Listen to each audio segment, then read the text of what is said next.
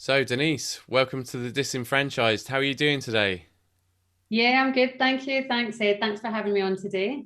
No problem. I'm very happy to have you on the show today, especially as you've been a celebrity in the past on TV and things like that, which I'm sure we'll get into in a short while. But before we kind of go into that, I want to start at the beginning of your career, like I always do. So, could you share with me, Denise, and then to the audience, what was your first job? My first proper job, I had little bits and bobs like paper rounds and stuff, but my first real job, real salary was actually in a whiskey company near Glasgow, William Grant's whiskey. And I was actually the office junior there and used to make tea, coffee, do all the paperwork, the filing for the accounts department in the whiskey company. So that was my first sort of full-time job with a relatively decent salary. Yeah, and I was there for 3 years, actually, nearly 3 years. Interesting. So, why a whiskey distillery? What attracted you to that role? Scottish and we like whiskey. No, I think I just stumbled across the job in a paper, a newspaper, looking for an office junior. My boss always, whenever I had an appraisal, used to laugh because she said, "You're the highest paid office junior in the UK." Whiskey companies are really generous with their salaries. So I think I was 18 and I was on quite a decent salary at 18, but I kind of just stumbled across it. I wasn't purposely, I was always really good at English and secretarial at school. So I quite liked that role. I've always loved organising things and helping people. So organising the accounts teams, filing, doing their paperwork, even making the tea and coffee. I quite liked doing stuff like that. My other job I wanted to be was an air hostess. And I love throwing parties. So I think I've got that. I've always had that sort of hostess in me. Like I like throwing parties. I like catering for people. I like, looking after them, make sure they've got enough to eat and drink. So yeah, it was kind of stumbled across it, but I did really enjoy it. The time that I was there, that I really enjoyed it and I learned a lot. Fantastic. So, how long were you there for? Nearly 3 years, and I actually, I must admit, towards the end, obviously, I was I was dancing semi-professional. So when I left my office at 5:30, I was then going out to work in cabaret clubs and nightclubs and things. So I was juggling two things, but my heart was always with performing arts. That's where my heart was. And I knew it wasn't long term. I did feel like a bird in a cage some days, that I had to be sat at this desk from Mm. 8:30 in the morning till 5:30 at night. And actually, the whiskey company was moving; they were relocating, and opportunity came up to take redundancy, which wasn't worth a huge amount of money financially. But I took the redundancy, and I actually then went to London, to college in London after that. Oh, okay. So, is that when you started to study dance, or were you studying beforehand, performing arts beforehand? Yeah, I mean, I didn't start dance seriously until I was about 10 because my mum and dad just couldn't afford it. But I was always doing part-time dance, in gymnastics, any opportunity. When I was in the whiskey company, I was semi-professional, so I was performing still. But then I decided to go back to actual performing arts college once I got that redundancy opportunity. I just seen that window of opportunity, and I just grabbed it. I thought it's now or never. I'm going to have to do this. And yeah, I used the redundancy money, which wasn't a huge amount, but I used that to help me move to London and go to college. Okay. So, what sort of dance were you into at that point? Mainly jazz, cabaret, sort of street dance. I did do ballet and tap and everything because you have to have those foundations in dance and the fundamentals of dance. But I loved jazz and street dance was my thing, very much my thing. Excellent. So, I'm uneducated in the world of dance, so you have to excuse me for this question, but um, where do you do that type of dance? Where can you do that jazz So dance? for when you see pop singers and they've got their backing dancers, that's sort of mainly sort of street dance, commercial. That was my thing very much because I'm a gym. Well, I was not anymore, but I was a gymnast as well, so I could do lots of flips and tricks and things. So if you imagine like backing dancers basically for a pop star, that's the kind of sort of stuff I did. But I did cruise ships, I did traditional pantomimes.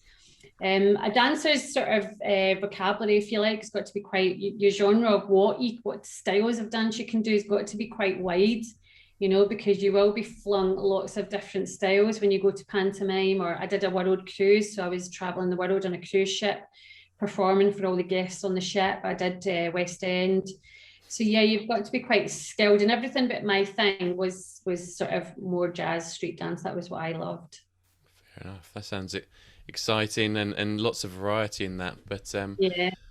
I'm wondering how much do you get paid as a semi-professional dancer or professional dancer? I mean, does it pay well? And you don't have to give me numbers exactly, but No, and especially not when I was doing it, because you're talking 30 years ago now. So no, it didn't pay well. One of my first professional jobs was actually in Butlins. And some of my friends turned their nose up a little bit, but I loved it. I was getting paid to do something that I loved. Someone is going to give me money to perform. I met some of my idols, my childhood idols, like Cannon and Ball and Harris and Orville the Duck, because they were the people that I watched on Sunday night live at the Palladium. And now I got to meet them, and we might have opened up for Cannon and Ball and then did a feathers number to open up the final act of the night, and that was it. It wasn't really well paid, but often you got your accommodation free, you got your food free, so whatever money you got was just to sort of drinking tokens at the time. What we called them, beer tokens. fantastic. So, how did your career evolve then to the point where you started your business, Razzamatazz? So I had some boxes that I wanted to tick. And I did several pantomimes. I really wanted to travel the world. Traveling's always been a big ambition of mine. So I was very lucky to get a world cruise. So I literally seen the world on this cruise ship whilst dancing and whilst getting paid for it. So that was amazing. I'm also a gymnast, so I was training to do so in 1999, I was training to do the Millennium Dome show, which is now obviously known as the O2 Arena, but it was the Millennium Dome for the Queen, and I was doing trapeze. I was training to be a trapeze artist. So I ticked so many boxes. I'd done tours. I danced at the Palladium in the West End. And then I was 26, and it's very much a short life, a dancer's life. At 26, I was always thinking, well, I've kind of ticked all my boxes. I'm actually getting a bit older now, because some of the junior dancers might have been 18. So when you're 26, you can start feeling old already in that profession.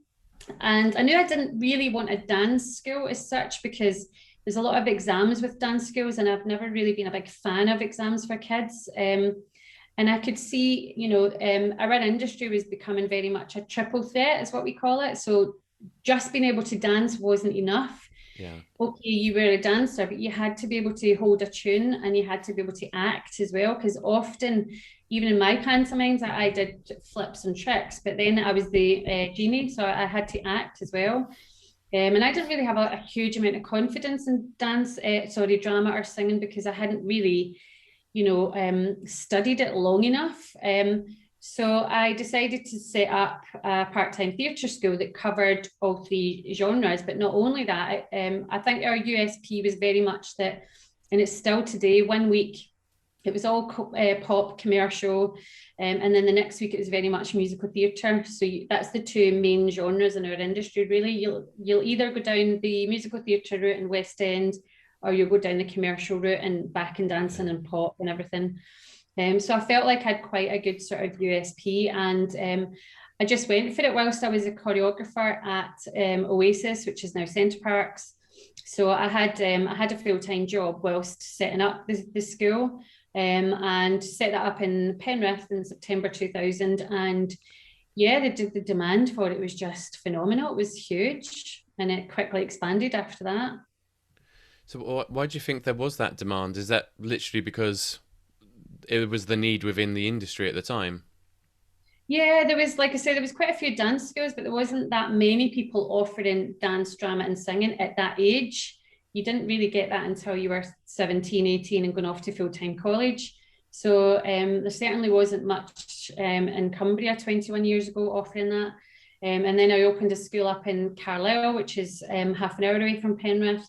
then West Cumbria, then Paisley, then South Cumbria, and I just expanded, and the demand was just there constantly, which obviously led me to eventually franchising, because I had run out of days of the week. Yeah, I was going to say, so, you know, excuse me if I'm a little bit wrong here, but your kind of main office or business experience by that point, by the time you started, was working within the whiskey company, then into dance, where perhaps it's not so focused on, you know, managing contracts and things like this. So then now setting up a dance school, or sorry, a theatre school actually, and then expanding pretty rapidly. How did you manage to do that, and what were the challenges you faced? Yeah, I've always been very ambitious, very driven. I've always been very self-driven. And I like working with people. Like I say, I like that hostess element. I like looking after people.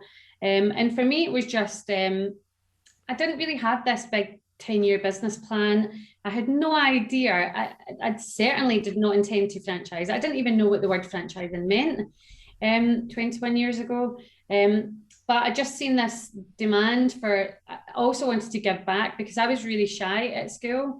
And if I hadn't found dance, or dance didn't find me, I don't know what I would have been doing, to be honest, because it really brought me out my shell in gymnastics as well. And I actually traveled to Canada twice with gymnastics, and I actually started coaching from quite a young age. My gymnastics teacher at 15 sent me to Canada, to Camp Canada, if you like. So I enjoyed the coaching element of it. I enjoyed giving back because I knew how it literally changed my life. So I knew the power of performing arts in young people is phenomenal. So that part of it made it really easy. It was never really about a big business plan. It was never really it certainly wasn't really about money. Obviously, we've all got bills to pay, and it was nice that it eventually, because I had a full-time job, you see, when I was building this.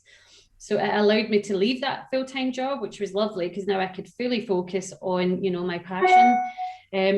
But yeah, it just kind of, I'm always really good at asking questions as well. I don't pretend that I know everything. I don't know everything. So I was always really quite good at reaching out.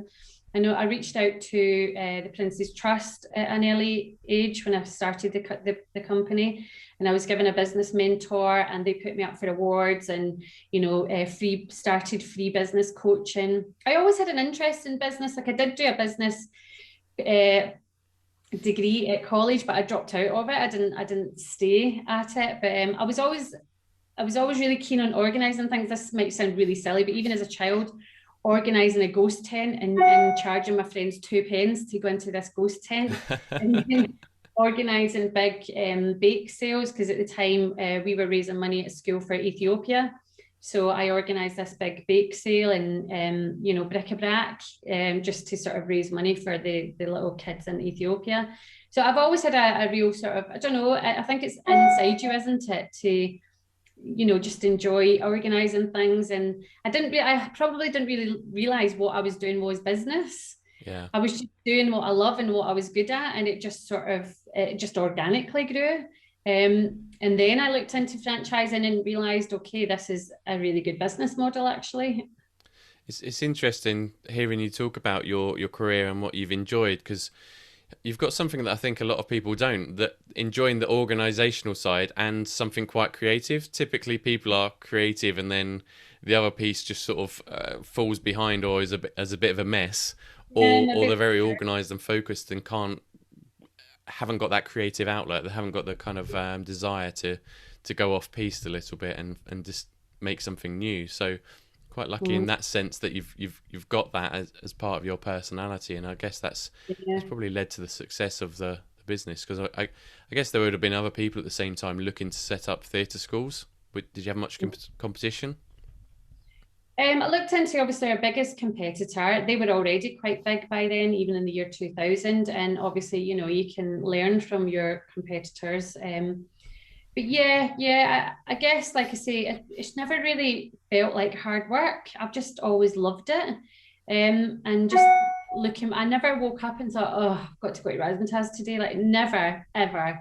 Like, I just used to buzz from doing it and growing the business. And I just absolutely love it. I just feel very lucky and very blessed that I've been in this industry for such a long time now and been able to give back, and it's something that I just love still.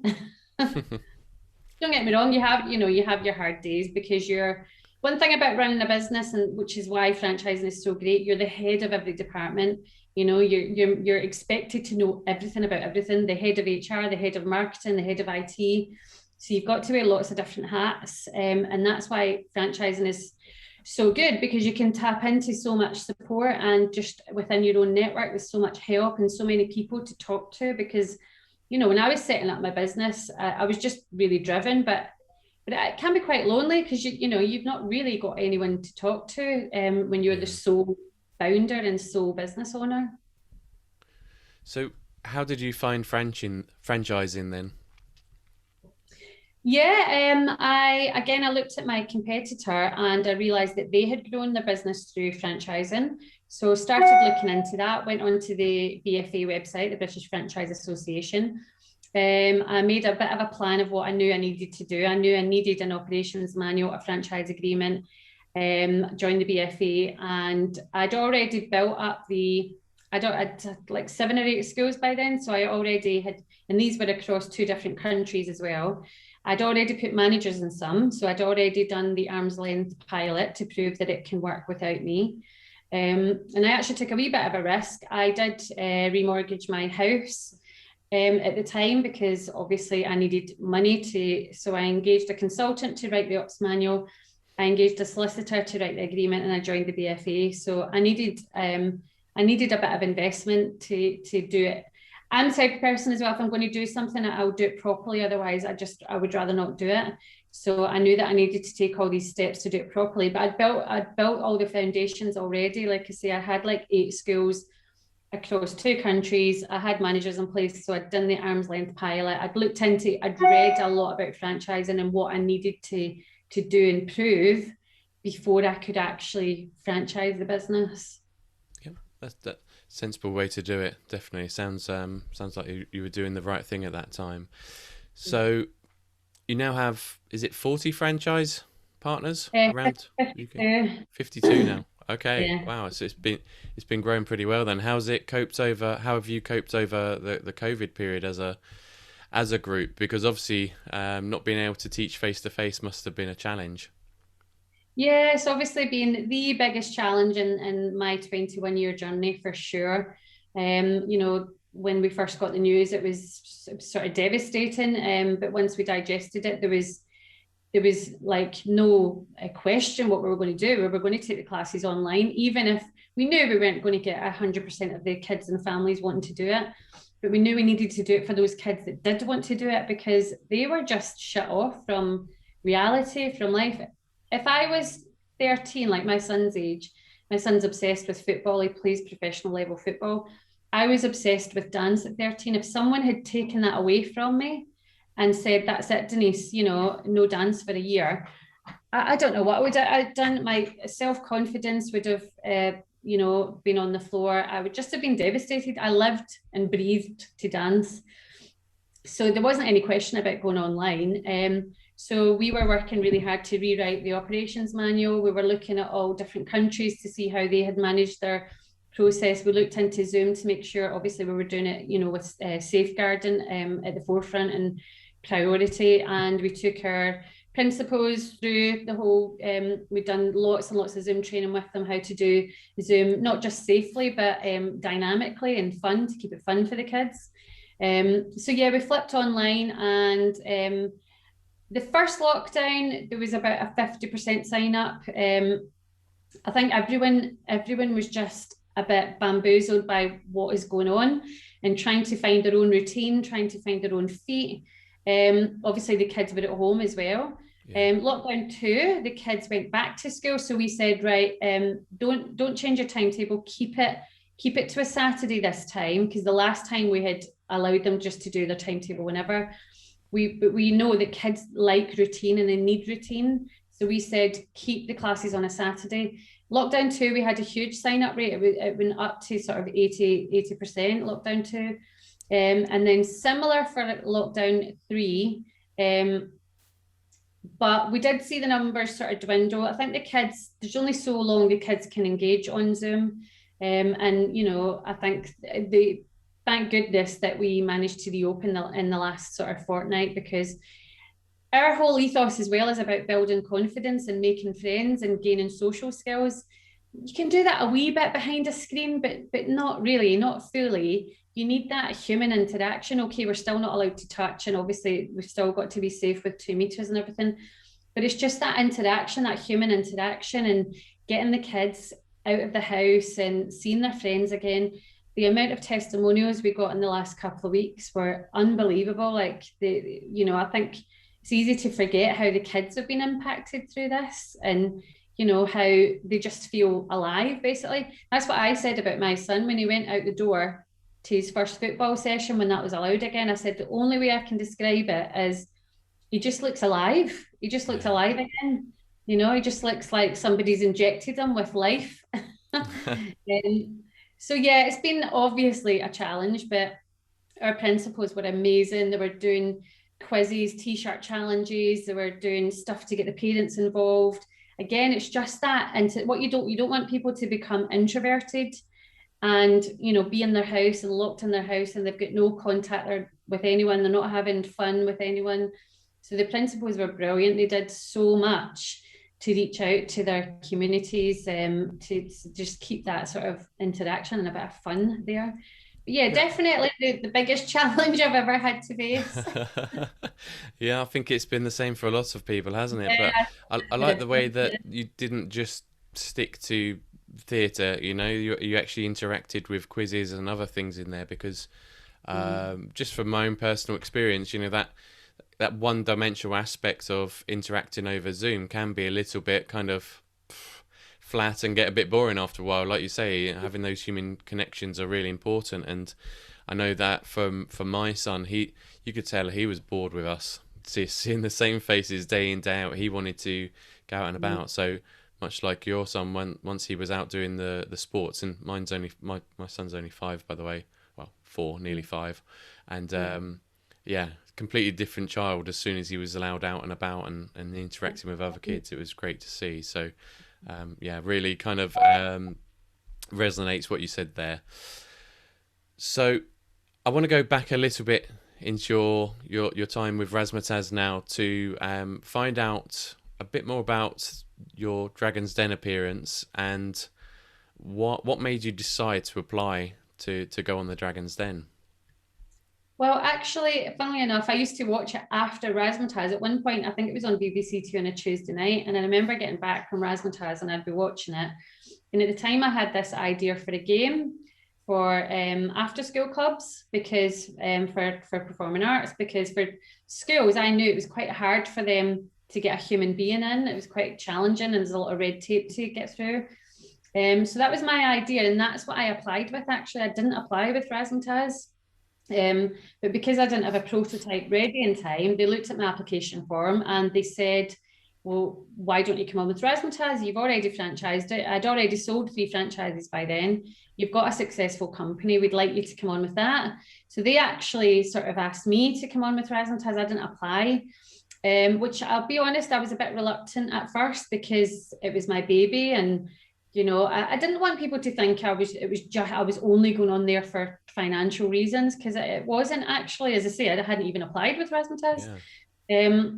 But I didn't have much time to think about it. I had a screen test in Manchester and passed that, and then they were like, literally about a month later, right, we want you to come into the studio with some kids. And that's why, by the way, we're still the top 5 most memorable and successful pitches on the Den, even to this day, because we were one of the first that took kids on. But yeah, took the kids on, and it was a scary experience. It wasn't. It was 15 years ago now. It wasn't a lift. It was when you had stairs, and you do not get to meet the dragons before. The dragons don't meet you. They don't know anything about your concept. So walking up those stairs is really scary. They make it deliberately intimidating. It's quite a dark room, was at the time, and the camera crews all around the room, and obviously the dragons are right in front of you, lit up. So they obviously tried to make it quite an intimidating environment. The kids were absolutely, high as kites, so excited. And they're me like shaking. But I had to pull myself together because I think they were thinking, why is she so scared? This is just fun. Obviously for them, they were going on TV. That's what's not to love about that. Yeah. So they did their little jingle, and then obviously they asked the kids to leave the room whilst I was interrogated. And I think I was in, it felt like about 5 hours, but I think I was in there 40 minutes. But obviously they edit it down to 5 minutes or whatever it is. Minutes,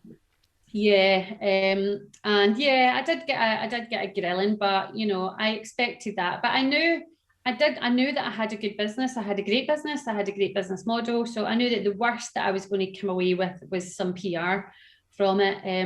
And if you watch the episode that we're on, I do get a grilling from quite a lot of them. It was Richard Meaden at the time, Deborah Meaden, sorry, Richard from Australia. And then Duncan Bannatyne was quite quiet through the whole thing. And at the end, he said, I've invested before in your competitor and I've done really well. And I'd love to give you the full investment. There was no haggling at all. And it was a done deal. I was ready to just like run out the room, but Duncan was the dragon that I wanted to invest, and I knew that he would be the one interested. The others all had products and they like to hold a product, whereas I had a service. And Duncan's always had services. He had ice cream vans, because I read all his books, ice cream vans, nurseries, nursing homes, and obviously now hotels, casinos. So he's always had chains of services. So I knew that he would relate to my service. Plus, he went to America to do acting for a year. And so he's got a love of the arts as well and working with young people.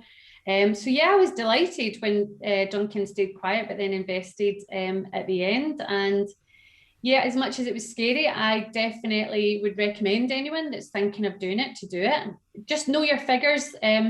It's such an intimidating environment. You do see people. It is easy for anyone to sort of say, "Oh, know your figures," but you can crumble in that environment. But do try and know your figures. They do get really annoyed when you go in and you don't know your figures. But yeah, Duncan was brilliant to have on board. You can't buy that kind of PR, and it catapulted us into the limelight.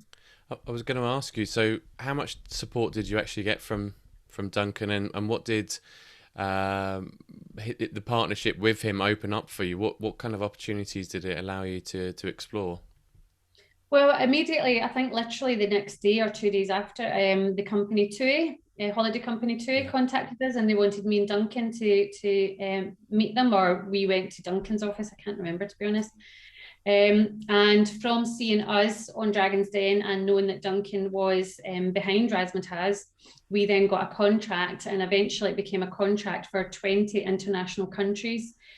We had to employ, I think it was about 50 employees at one point, and fly them to all these 20 destinations to teach Razzamatazz all summer in all the TUI all-inclusive resorts. So amazing opportunities like that came to our door. Duncan was just, when I first emailed him, I thought, oh, he'll probably not reply, or his PA will reply. But Duncan himself personally replied to every email you sent. Might only have been one line reply, but he always replied, and he always replied really quick as well. He put us in touch with his financial team as well, so I had help and support with the financials and putting making sure the business plan was on the right track. I met with Duncan personally several times. Then we had big companies approaching us, so we didn't sort of chase them. They approached us, like working with Direct Line Insurance, Cravendale, movie makers like Warner Brothers.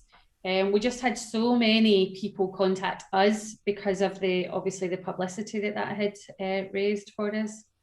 Wow, your head must have been spinning by that point. You'd started off your business on your own in I guess a fairly small town, and then it's grown out from there into something that's international with internationally well-known people and brands. So yeah. Also, when I was on Dragon's Den, I was expecting my first child, and I didn't even realise. So I had the sort of responsibility of being a first-time mum at the same time as well. Wow, yeah, and that's definitely a big challenge. Probably the biggest challenge. Yeah, definitely. But oh, cool. So your franchisees then today, what is it they actually do? Are they teachers themselves, or do they operate the business and employ other staff? What's the model look like for them? Yeah, ideally they run the business, they manage the business. So you don't necessarily have to have a strong performing arts background. It's more about having a good people skills background, because you'll be managing your team of employees. You'll obviously be managing parents' expectations. So that's the skill that's really key. But they don't tend to teach. In fact, we prefer them not to teach, because as I say, their job is going around all the different studios, making sure the lesson plans are being followed, making sure the kids are engaged in every lesson, building those relationships up with the parents, working with the communities. So it's very much that managing and organisational skills that really come into play. Okay, but I guess they've got to have an interest in that industry to some degree, haven't they? Yeah, Whether having a it's love of the arts, yeah. maybe they weren't necessarily a dancer, but they enjoy going to the theatre, and they enjoy working with young people. You'll still get your buzz. Some people say, "Oh, I don't want to stop teaching." That's like, I love that, but you'll still get your buzz, because your responsibility is putting the showcases together, putting the performances on for the Christmas light switch on, or for going to out into the community, and the old like care homes and things like that. So you'll still get that buzz, that creative buzz, if that's important to you as well.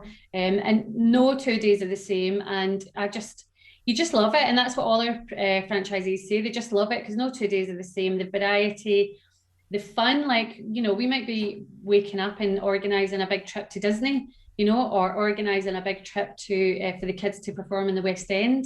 Like, it's really fun. It's a fun thing to wake up to do. Oh, I've got to organize a West End trip for my kids today. It's yeah, it's just a fun business to be part of. Yeah, it sounds like it. Sounds good. So, you mentioned some overseas work there with TUI. So, do you have franchisees internationally as well, or are they all in the UK? Oh, You can. yeah, not at the moment. It is something that we're looking to do, and we would like to do if we find the right partner. But they're all in the UK at the minute. They were just over the summer season in all the international countries. Got you. Okay, that makes sense. Okay, so the next thing I kind of wanted to find out about from you is, so setting up a theatre school. I'm guessing you're going to need a property or rent out somewhere. So for people looking to buy into the franchise, is that something they have to do themselves? And I'm asking because perhaps my knowledge of that world isn't so great. Whether it's a restaurant or coffee shop or anything. What's the process that somebody would need to go through? Yeah, so we would definitely hold their hand and support them, and give them the do's and the don'ts. We don't. The beauty of our business is the overheads are very low. So you just need a venue on a Saturday morning initially. That's it. So it's not you don't need premises 24/7. You just, so often we will. Obviously, we'll give them recommendations of a minimum amount of studios, the dimensions of what the studios should be for every discipline, because it's easy to forget. If you've got 25 teenagers in a room doing dance, how big should that room be? You have to think about things like that. Yeah. So it's normally colleges or schools, and we would ask the principals to take pictures. We would try and personally visit if we can, but if not, they would send us pictures.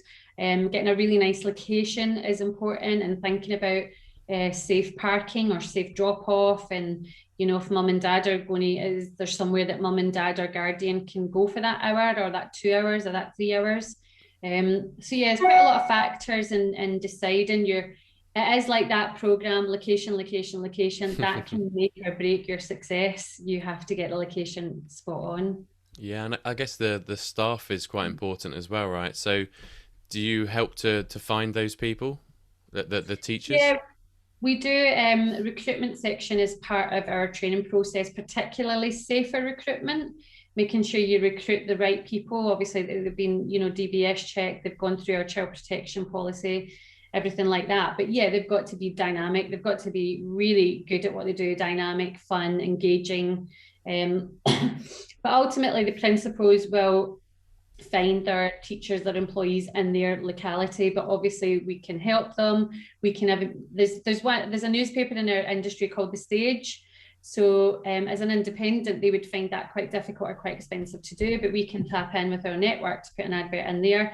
But often they use their own network, so someone in Rickmansworth might say, hey, I've got a teacher for you in Barnet in London. And, they can sort of help each other out that way also. Excellent. So I want to kind of find any good stories now. So I'm going to ask you if there's any strange, weird, or funny stories that you've had in your career, and that you'll be happy to share. Well, actually, I was struggling at the beginning of this interview, and I've thought of one. And the reason I've thought of one is because we were actually watching Top of the Pops at the weekend, me and my husband, and Terence Trent D'Arby came on. And I was on Saturday Superstore, Search for a Superstar, when I was 10. I was in a disco dancing team. So I was with a team. Yeah. Janet Jackson was on the show that day. Terence Trent D'Arby was on the show that day. And you may be too young to remember, Ed, but the presenters were Sarah Green and Keith Chegwin. And I was sitting I got picked to ask Terence Trent D'Arby a question. And I said, I had a much more stronger accent back then. Can you imagine this little 10-year-old Glaswegian? And I said, I don't know if you remember Terence Trent D'Arby, he had all these dreadlocks. Yeah, big dreadlocks. So I said, who does your hair and how long does it take? And he had absolutely no clue what I said. He had to say, Sarah Green, I'm really sorry. I don't know what she's just asked me. And Sarah Green literally had to translate what I just said. Oh, brilliant. I remembered that because I was watching him at the weekend, and we kind of, me and my husband still giggle over that. Oh, it must have. You must have felt a little bit embarrassed or something when you were that age, like. Yeah, because obviously when you've got your accent, you just think it's your accent, and everyone can understand you. But because I don't even know, is he American or is he English? But he was very polite. He was really polite about it. It didn't make me feel silly, but it was very obvious he had absolutely no clue what I'd asked him. Oh, fantastic! Is that on TV at all? Like, can you go back and find that clip on YouTube? Yeah, you can get. I don't know if it's on YouTube, but my friend has got the archive of it, and I'm sure she put it from, like, obviously it used to be those old VHS videos, didn't it? But I'm sure she's put it onto a DVD. But do you know, I must Google it and see if I can find it actually. Yeah. Yeah. Well, it's about 1982 or 1983. Yeah. 82, 83. I was born in 83. Sorry to say, sorry to say, but so I wouldn't have seen that one. Probably not. But yeah, it sounds like you were always destined for stardom at some point. There's all these little bits throughout your career in your life where you've kind of interacted with famous people and big brands and got your name out there. So there's definitely, which is crazy. I think some of my friends at school would be really surprised because, as I say, I was quite shy at school and really quite low self-esteem as well. So I think some of my friends at school would be really surprised that I've actually built a brand. That wee shy girl at school that didn't speak to anybody has now actually built a brand. But it's inspiring, isn't it? Because what it means is that anybody can do it. Even somebody that's shy can build a business within the theatre school and be successful. So can anybody else who's in the same situation. So I wanted to ask you then, talking about inspiring, what inspiring stories have you seen throughout your career? Oh, so many actually. But a lot of my franchisees inspire me every day.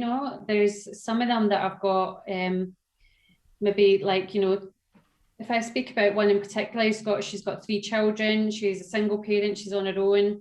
She also actually holds down a part-time job. Just the simple stories like that I find really inspiring, because it's not easy being. When I set up the business, I didn't have kids, so I could go 100 miles an hour, full steam ahead, because I didn't have any responsibilities. It does change. It's a different ballgame when you've got kids. It is harder. So to see someone that really wants to do well in life for her kids, even though she's on her own, even though she's got 3 kids to look after, and she's got a part-time job, and she's built up a successful territory, stories like that and inspire me all the time. Yeah, it's the great thing about being in the franchising industry from my perspective is you do see all these stories, and yeah, it's inspiring. It makes you want to go out there and Yeah, do something yourself as well. So many in our network of particularly probably or someone that's had a full-time job and are desperate to have a family, but they know that that full-time job won't allow them to have a family as such because, it's just too long hours. So the fact that buying a Razzamatazz franchise has allowed them to actually have that family, because it's allowed them to leave their job. That was what I said at the start of the interview. I felt like a bird in a cage because I was there at 8:30 in the morning till 5:30 at night. And when you're bringing up a baby, you can't really do that. I've always said to my husband, if I had a proper job, I'd be sacked by now, because kids are always poorly. They're always poorly. Well, mine were. So there's only so many times you can pick up the phone to your boss and say, I can't come in today. The beauty of this franchise in particular is that most of your work, the majority of it, is done at home, from home. yeah, So you can have your baby in it, the baby rocker. I used to have meetings with my board meetings, head office meetings, and my wee baby would be in the rocking chair on the board meeting table, but who cares? It doesn't matter, and it's your business. You can work around your family with your family. Babies sleep a lot as well, so you can work a lot when they're sleeping. well, maybe you got lucky. I'm not sure they sleep all that well. They just sleep at the wrong time. They sleep when you don't Yeah, want them to sleep. exactly. Yeah. Oh, brilliant. So, you mentioned being a bird in a cage. Then, so for anybody who's sitting there feeling like they're kind of trapped in this cycle of employment and going through that traditional kind of career, and they actually want to step out of that and do something that they actually love or want to do, or have goals that they want to achieve that they can't do via traditional employment, what advice would you give to them to help them maybe think about getting out of that world, get out of the cage? That's the word. Yeah. I mean, it is scary, especially if you've got responsibilities, you've got kids and you've got to put food on the table. But I think a lot of people think that a franchise is full-time or nothing. And some of them are, don't get me wrong, some of them are. But with ours, for example, it can be part-time. We often recommend that they have a part-time job. So if you feel like that bird in the cage and you're working full-time, ask yourself, would there be an option to go part-time? Could you go part-time so that you've got that little safety net of a little bit of cash coming in so that you know your bills? Because a business takes time to grow and breathe. Anyone tells you you're going to make money overnight in a franchise, I would question their figures, because that's not true. A franchise is not a golden ticket to overnight success. It is a ticket to success if you put the hours and the time and the graft in. We will give you the brand name, the territory, the know-how, the support, the training, but ultimately you've got to do the hard work. So I do think a lot of people think, oh, I couldn't give up my job, so I couldn't buy a franchise. With a lot of franchises, you wouldn't necessarily have to give up your job. You probably would have to go part-time. But just ask yourself that, could I go part-time, which would allow me to build up my franchise? And this happens in our network all the time. It's what we see all the time. They go part-time, they build up the franchise, they build and build and build, and then they can leave that job. And then the franchise becomes their full-time career. And we've seen that happen so many times in our network. Ask questions as well, look into franchise and really understand what franchising is. It's very much a business partnership as well. You've got to go in with the right mental attitude, that it is hard work. It's not going to be easy just because it's a franchise. It's not going to be easy. It is still going to be hard work. So going in with that right sort of positive attitude. But yeah, I think franchising is great. Obviously, I'm going to be a big ambassador and a champion for it. I'm actually even looking into franchises for my sons. They're not quite ready yet, but I'm already forward thinking about what franchise. There's a couple I've came across and I've actually said to them, is the Penrith, Cumbria area still available? And I'm sort of forward planning for my kids, because I just think franchising is brilliant. I think it's a brilliant way to start your own business. It's a safer way to start your own business. You've got all that support, all that know-how. It's something that might take you, well, it will take you 5 to 10 years to build up. You can buy into that immediately and have that 5-10 years success from day one, Yeah. without having to wear all the hats. You'll have You'll have IT to tap into. You'll have marketing to tap into. You won't have to think about everything. And that's why, let's face it, businesses, independent businesses fail, and franchises very rarely fail, because you're tapping into that support from and that know-how from day one. So yeah, look into franchising, ask questions, ask the potential franchisor and franchise that you're buying into lots and lots of questions. But yeah, I think franchising is a great way to start and grow a business.